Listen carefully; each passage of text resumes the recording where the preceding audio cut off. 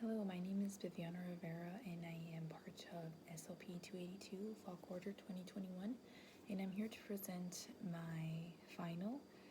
I will be doing it on traumatic brain injuries, TBI.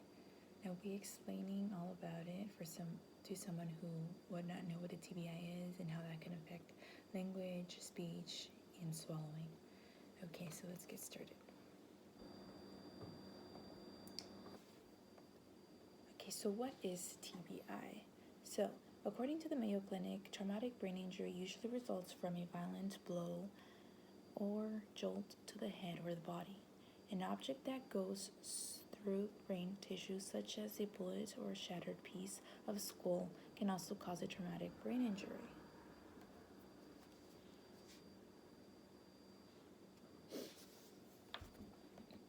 So, there are two types of categories. First one is an open head injury, and the second is a closed head injury. So, an open head injury usually is caused by a skull injury that hits the tissue of the brain. It's usually at a high velocity, penetrating the skull, causing a fracture. So the force breaks bone, tissue, skin, and hair.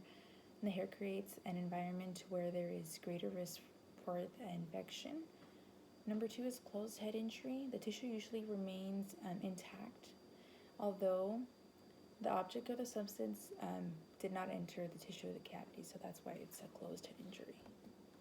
So, the causes. Usually, a TBI can be caused by falling or hitting your head, randomly falling and hitting in a sport that can cause to a concussion. Maybe you can be having a work accident. You're at work and you accidentally fall down. You can get struck by an object, by a bullet or a blast injury, or you could have been serving in a war zone. That can cause a traumatic brain injury. So, according to the National Institute of Neurological Disorders and Stroke, if you or someone you know has experienced an event that could have caused a traumatic brain injury, a TBI, and have any of the following symptoms associated with it, it is important to be screened by a healthcare professional so you can get the help that you need. So, speech, language, and swallowing.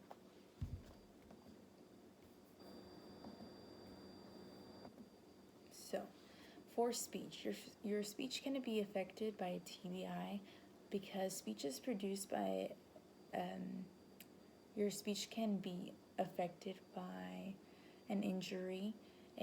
Your speech can be slow, slurred, and it can be difficult for someone to understand what you are saying.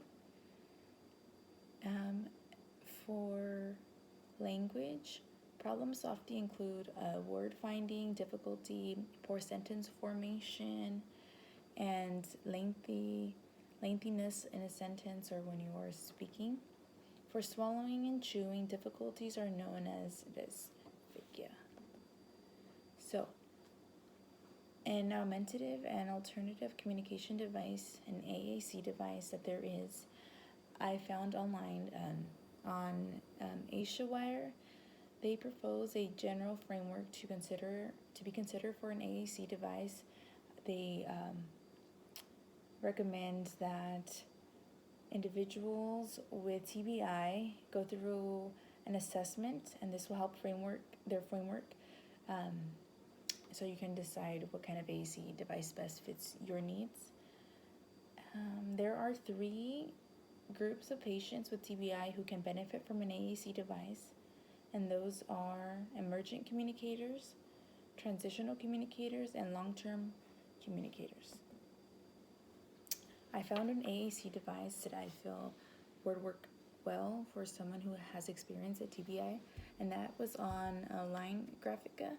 Line Graphica is an AAC device made to help communicate when someone's speech is not enough. So when someone is not able to verbally communicate, they are able to use this device. So according to the Line Graphica, these devices are specifically designed to be easy to use. It is ideal for someone who needs a simple device because of a language impairment. So this device includes an easy way to add or edit icons, words, phrases with a few simple clicks. You can practice repeating words or phrases you'd use in everyday life. That's always helpful. And it will help you prepare for scenarios like ordering at a restaurant with a custom script. So this is an AAC device that I really liked. So another thing, learning to speak after a TBI can be very challenging because every brain and its recovery is unique. So everyone requires different needs. Therefore, a personalized approach to speech and language recovery is needed. It's essential. Everyone is different, so everyone needs to meet their own needs. So according to the Flint Rehab, the first step to learning how to speak again after a brain injury is to get evaluated by a speech-language pathologist, an SLP.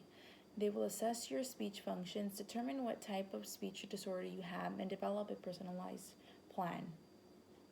For example, when weak or coordinated muscles are part of the problem, such as a case of dysarthria, an SLP may recommend oral motor exercises. These exercises can include blowing a whistle, yawning, or making popping noises with your lips to get those oral motor skills going.